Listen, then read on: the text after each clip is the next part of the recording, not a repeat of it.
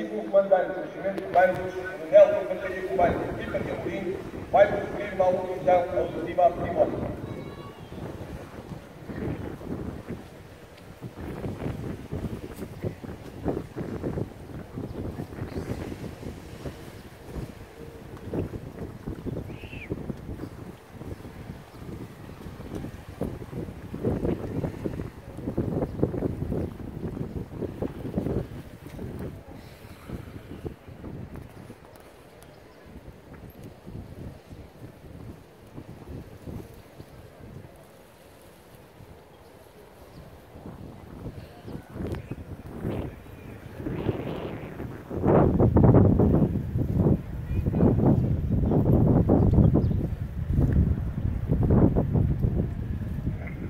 Excelência, Sr. General Frederico José Luís Duarte, General-Chefe de Estado-Maior do Exército.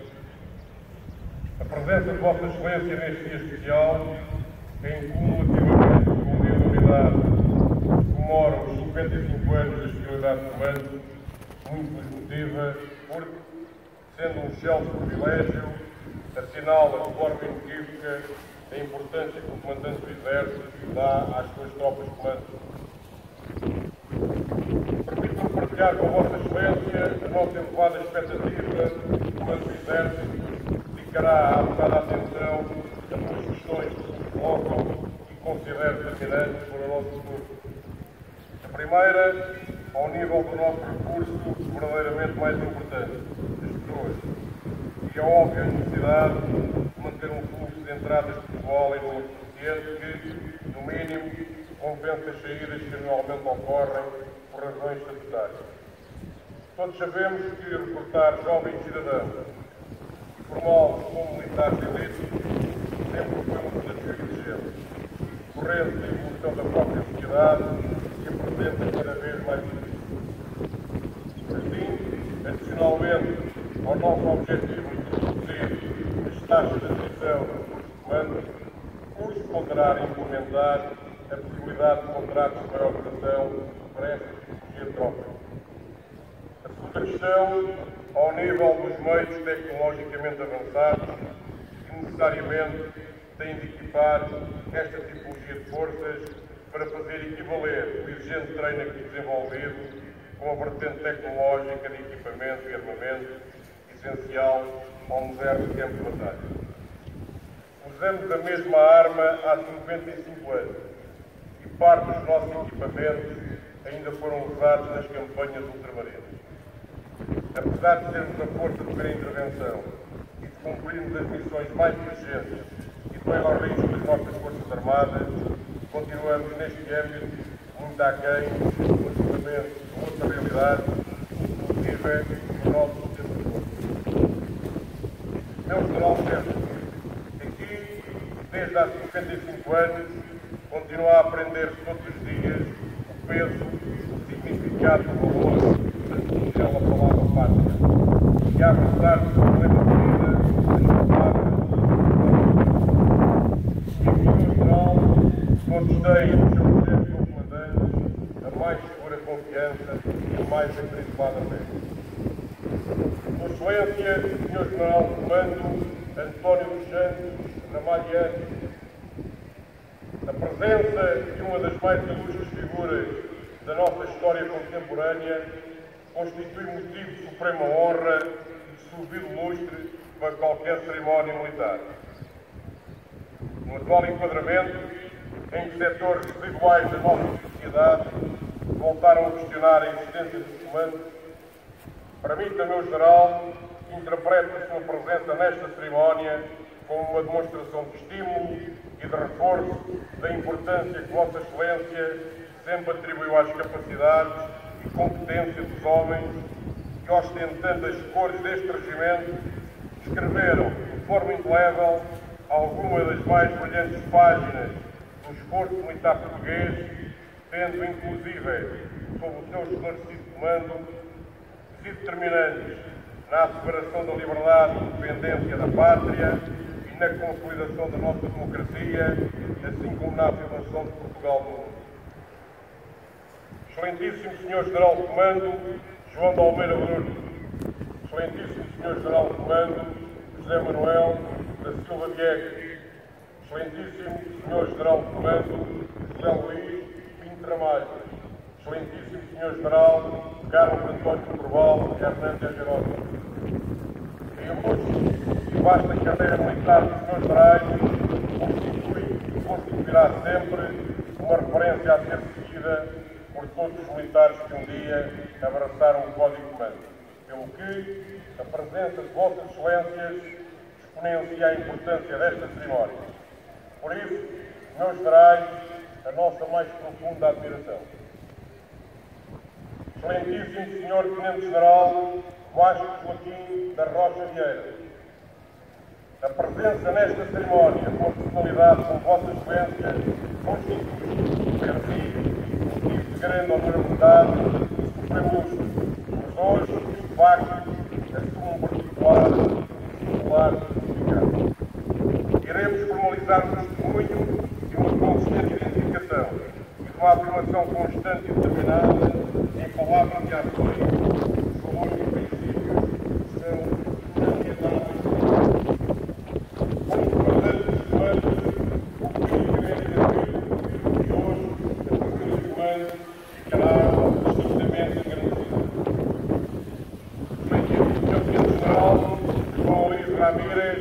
Carvalho Cordeiro, chefe da Casa Militar e Sua Excelência, Presidente da República. É com inusitado orgulho que recebemos a presença de Vossa Excelência neste dia de elevado significado para todos os comandos, e em particular para os militares que servem neste regimento. Excelentíssimo Sr. Tenente-General José António Carneiro Rodrigues da Costa, General Vice-Chefe do Estado-Maior do Exército. A presença de Vossa Excelência nesta cerimónia assinala de forma inequívoca a importância que o General Vice-Chefe atribui aos comandos no contexto do Exército.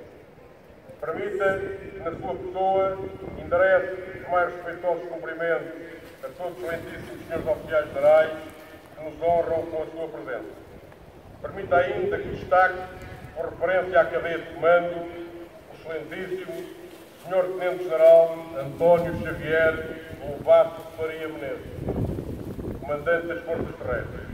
Meu General, a presença do Comandante das Forças Terrestres nesta cerimónia constitui motivo de subida à honra na medida em que é interpretada, não apenas como um tributo ao esforço de comando, mas também como um reconhecimento das altas capacidades operacional do regimento, reiteradamente considerado e publicamente afirmado pelo Sr. General como força de primeiro emprego.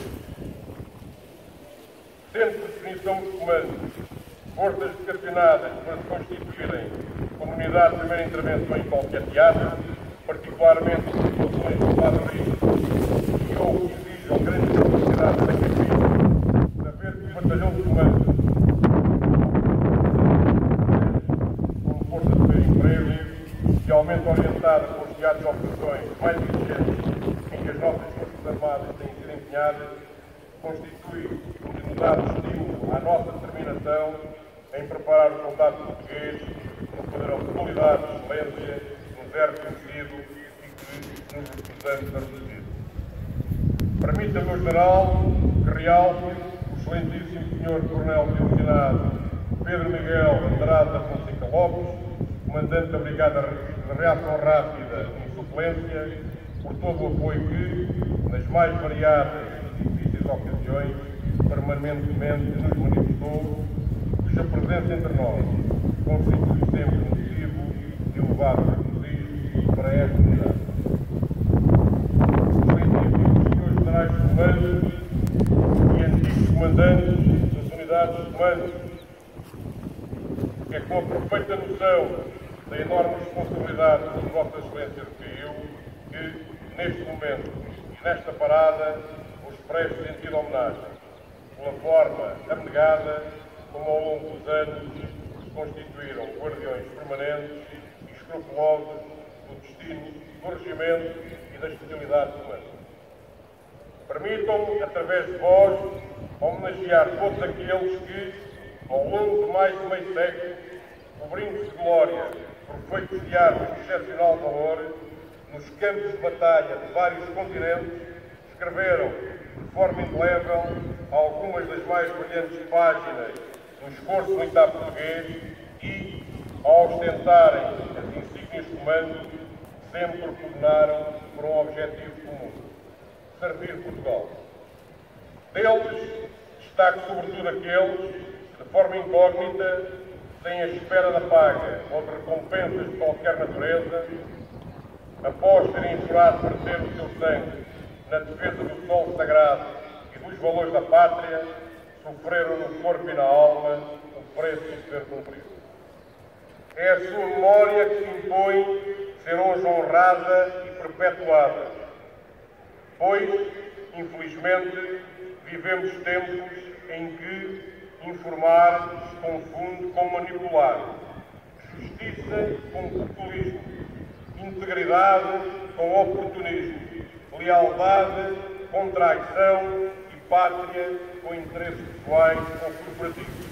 Enfim, tempos em que as memórias bem comemem um valor completamente distorcido.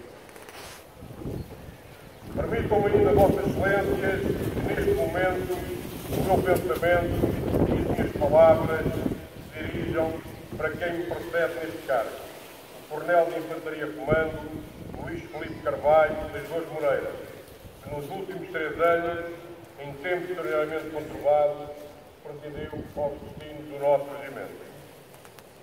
Meu Coronel, meu comandante, para todos os presentes, as suas excelsas qualidades como comandante e insigne oficial das Forças Armadas Portuguesas devem constituir modelo e difícil meta a atingir, tendo sido uma honra e um raro privilégio a oportunidade consigo de trabalhar e privar. Todos os somos devedores do empenho, sabedoria, inteligência, serenidade e sensatez com que, ao longo de todo o seu comando, conduziu esta grande nau, sempre fiel à matriz identitária e aos ditames do Código de Comando, defendendo intransigentemente o seu regimento, os seus homens e os valores da especialidade.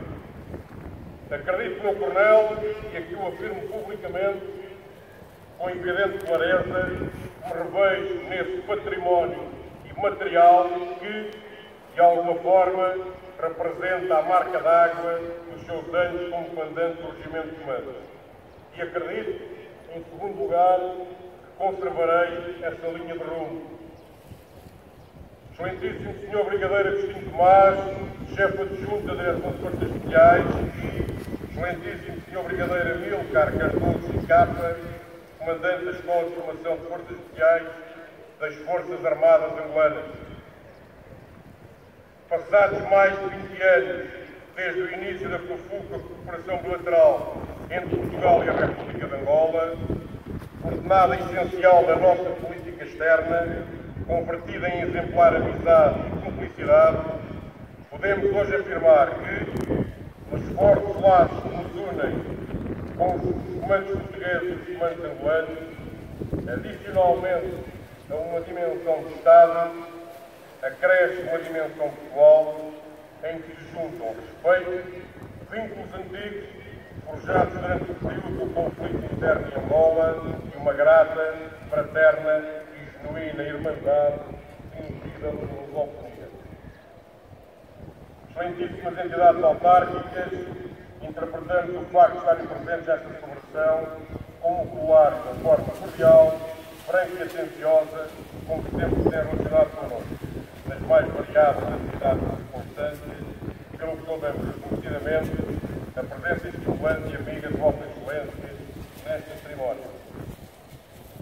Excelentíssimos representantes dos diversos órgãos e delegações da Associação de Comandos e comandos de todas as épocas e de todas as gerações, a quem saúde na pessoa do Presidente da Direção Nacional, Dr. José Wolfo Amaral. Ontem, tal como hoje, em tempos de rastreiras, a vossa presença é a demonstração que ser comando é para toda a vida e que a irmandade e os valores que nos unem nunca poderiam ser por género do discurso do ódio patológico com que nos pretendem cruzar. Vós, depois a prova que os nossos inquebrantáveis vínculos, tendo sido forjados no pós-caldante e na gélida lama, por todos aqueles que, arriscando a sua vida, correram os pecados mais perigosos dos distritos mais livres, das matas de Moçambique, das florestas bichanas de Angola, das bolanhas da Guiné, dos oécios e dos projetos da Ásia Central, não tem paralelo na nossa sociedade. É esta diferença, exatamente por ser única, que causa inveja e apreensão. Bem-ajam, meus irmãos, pela vossa permanente presença.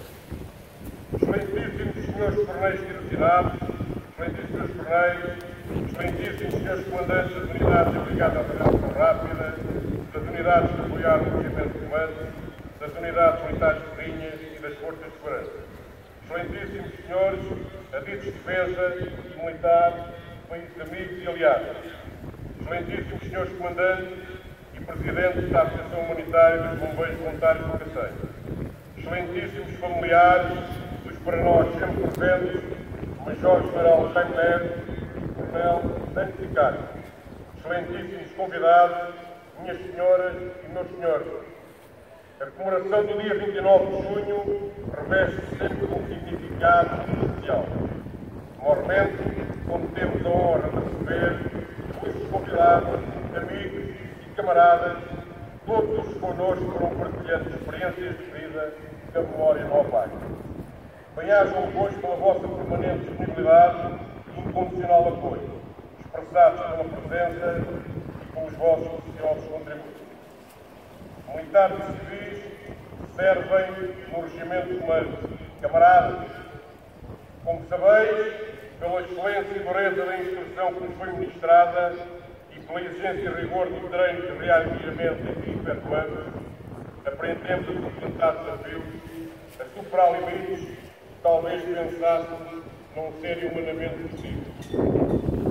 Enfim, a superar os próprios medos, permitindo tornar-nos melhores homens, melhores militares e melhores portugueses. Nem por isso que conseguiremos ultrapassar de forma privilegiada os desafios com que nos confrontamos e remover os obstáculos que desafiam. Neste contexto, endereço uma especial saudação àqueles que, de entre nós, contribuem para o esforço de comando fora do território nacional. Refiro-me aos nossos militares que se encontram em operações na República Centro-Africana ou em missões de cooperação militar com as Forças Especiais Angolanas. São eles que conferem maior visibilidade ao intenso e laborioso trabalho que desenvolvemos no nosso dia-a-dia, sendo estas missões, que decorrem no quadro da política externa do Estado, uma das principais razões do nosso esforço cotidiano e um dos maiores contributos para o conceito básico de defesa da pátria. A este propósito, aqueles poucos que na nossa sociedade ainda questionam a necessidade destas missões e a necessidade da existência de comandos são os mesmos que ainda não se aperceberam das características do atual quadro de conflitualidade, no qual não existem fronteiras, onde não existe linha da frente, nem área da retaguarda, e onde a nossa segurança, desenvolvimento e bem-estar depende de ações militares bem longe do território nacional, em regiões remotas e em contextos de vida bem diferentes daqueles que, despudoradamente, nem imaginam existir. Por todos nós, neste momento, tão longe de Portugal quanto os interesses nacionais o exigem, os militares dos comandos que integram a Força Nacional Destacada na República Centro-Africana vão iniciar um conjunto de operações nas regiões remotas da província do Acre, cientes que em combate a morte sanciona cada falta. Uma vez mais, como desde há 75 anos fizeram todos os que lhes antecederam, preparam-se para escrever as mais brilhantes páginas da história militar contemporânea, mostrando ao mundo a verdadeira idiosincrasia do militar português, os seus valores, ideais e princípios. Instruindo-os 128º Comando. Dirijo agora as minhas palavras essencialmente para vós. O dia de hoje é um dos mais importantes do longo e penoso caminho que é necessário percorrer para que vos seja conferida a honra de um dia poderem vir a ser comando. A fase de formação está terminada. Agora vem a fase mais urgente, a da validação. O disco com a inscrição de comando, que em breve irei ostentar, com sentido de orgulho no vosso ombro esquerdo e que vos acompanhará durante a vossa operacional de percurso, prova que habéis superado o que muitos tentaram e poucos conseguiram. Pois, como temos constatado ao longo das últimas semanas, só é comando quem tem qualidades para tal. Mas não tenhais ilusões. Nem todos os que em breve irão receber este disco terão a honra de ostentar as insígnias de comando. Receber este disco não é garantia de usar no futuro. É tão só o reconhecimento do que até agora haveis superado. Depende de vós mantê-lo para sempre. E para isso tereis de identificar a mítica trilogia. Quero, sei, posso. Desejo-vos sorte nesta nova fase, porque a sorte é sempre necessária e porque a sorte protege os audaces. Mas, adicionalmente, deixem-me que aqui cite um célebre provérbio hindu, de que gosto particularmente. A sorte ajuda algumas vezes, o trabalho e o esforço ajudam sempre.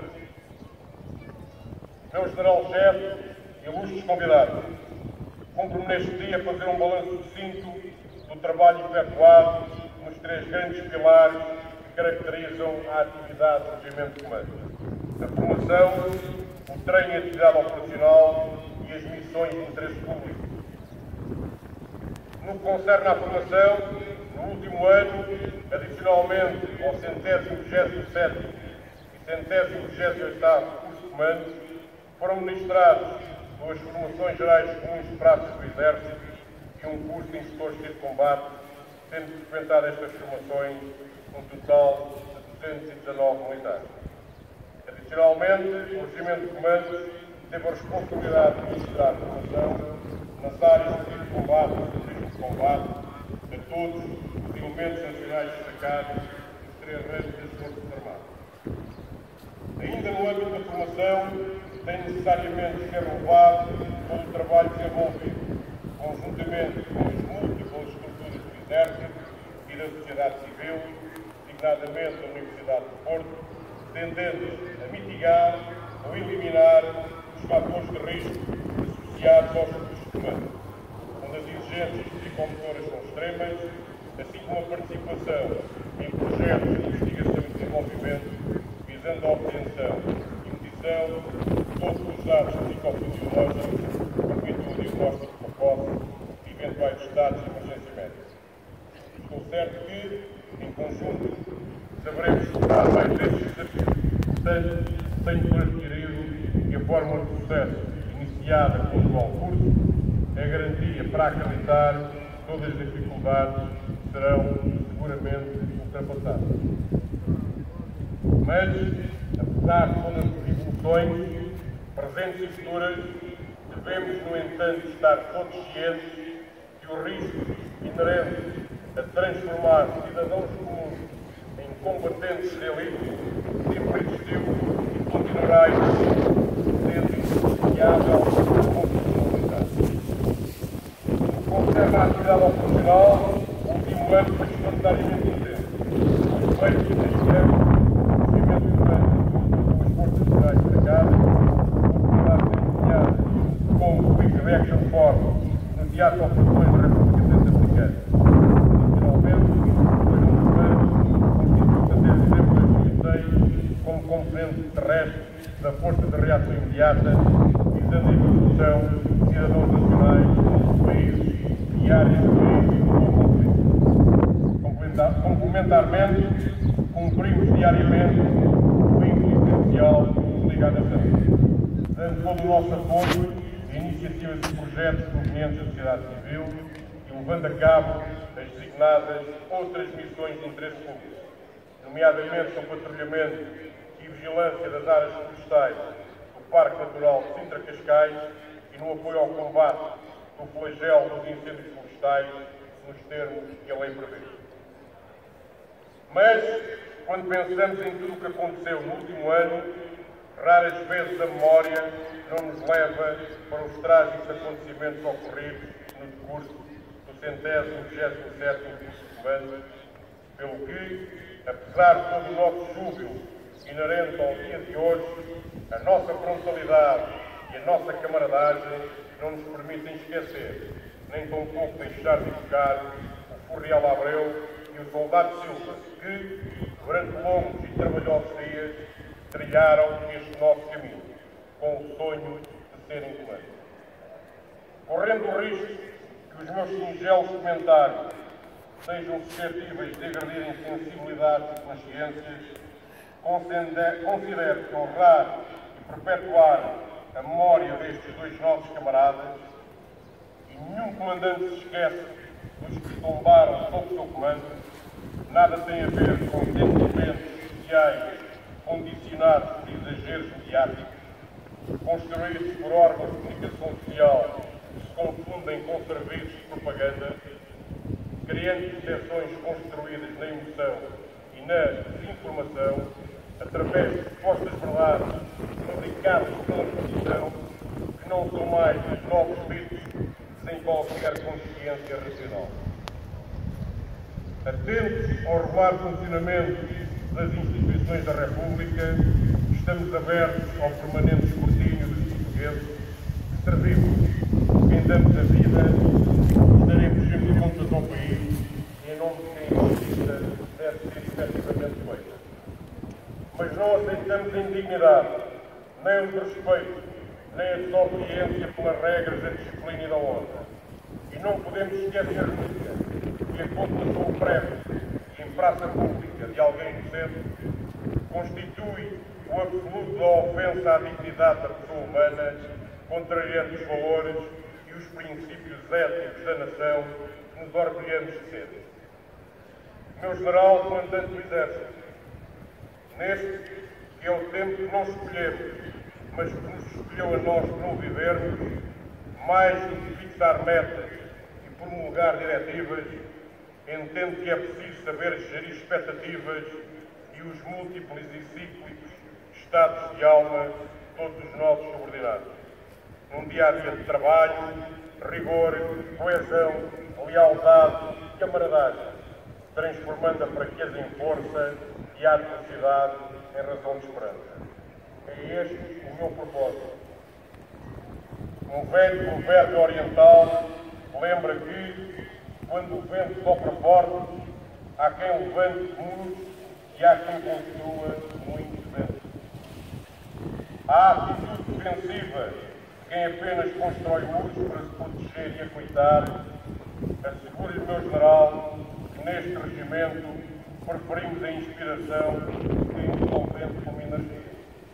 E será, imbuídos dessa energia individual e coletiva, e antes da responsabilidade histórica de que somos portadores, venerando a grandeza de todos aqueles que, sem a espera da paga ou de recompensas de qualquer natureza, sofreram no corpo e na alma o preço de ver cumprido, e olhar o futuro, prontos para o sacrifício, continuará a temperar a nossa alma de comandos, verdadeiros guardiões da imortal pátria portuguesa.